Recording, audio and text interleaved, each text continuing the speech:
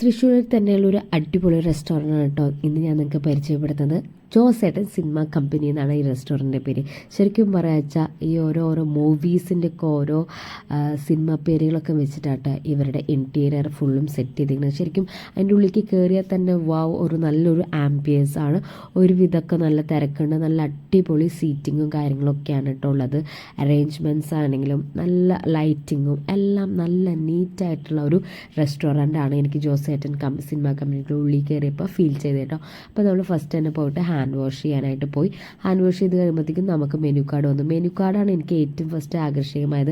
നമ്മുടെ action cut എന്ന് പറയുന്ന പോലെ ഒരു ബോർഡിൻ്റെ അകത്താണ് നമ്മുടെ മെനു കാർഡ് വന്നത്. അപ്പം നമ്മളൊരു 3-4 ഐറ്റംസ് ഓർഡർ ചെയ്തിട്ടുണ്ട്. ശരിക്കും ഞാൻ ഇന്നേ വരെ ഡെക്ക് റോസ്റ്റ് കഴിച്ചിട്ടില്ല. ഇവിടെ ഡെക്ക് റോസ്റ്റ് അവൈലബിൾ ആണ്. നമ്മൾ ഡെക്ക് റോസ്റ്റ് ഓർഡർ ചെയ്തിട്ടുണ്ട്.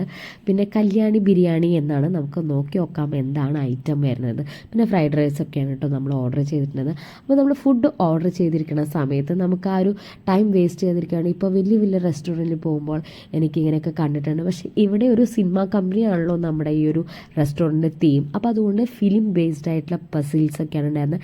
ചേട്ടൻ അതെല്ലാം കറക്റ്റായിട്ട് നോക്കി ഫില്ലപ്പ് ചെയ്തിട്ടുണ്ടായിരുന്നു.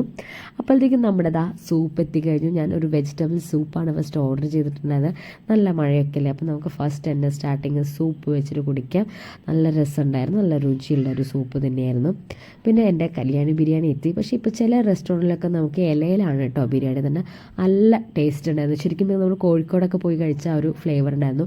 നമുക്ക് ഫ്രൈഡ് റൈസ് എത്തി. പക്ഷേ നോർമൽ ഫ്രൈഡ് റൈസ് ഒരു വെള്ള കളറായിട്ട് ഇരിക്കുന്ന കാണാം. പക്ഷേ ഇത് നല്ല അടിപൊളി ഒരു ഫ്രൈഡ് റൈസ് ആയിരുന്നു. നമ്മുടെ റെഡ് ടോസ്റ്റും വെള്ളയപ്പം കിട്ടി. ഞങ്ങൾ പിന്നെ ഐസ്ക്രീം ഓർഡർ ചെയ്തിട്ടുണ്ട്. എനിക്ക് ഐസ്ക്രീമിൻ്റെ ആ ബൗൾ പാത്രമൊക്കെ എനിക്ക് ഒരുപാട് ഇഷ്ടപ്പെട്ടു. ചായ അസാധ്യം രുചിയായിരുന്നു. ഇതുവരെ കുടിക്കാൻ പറ്റുന്നതായിട്ട് സൂപ്പറായിരുന്നു. അപ്പോൾ ഇതൊക്കെയാണ് ഞങ്ങളുടെ ഈ റെസ്റ്റോറൻറ്റിൻ്റെ വിശേഷം.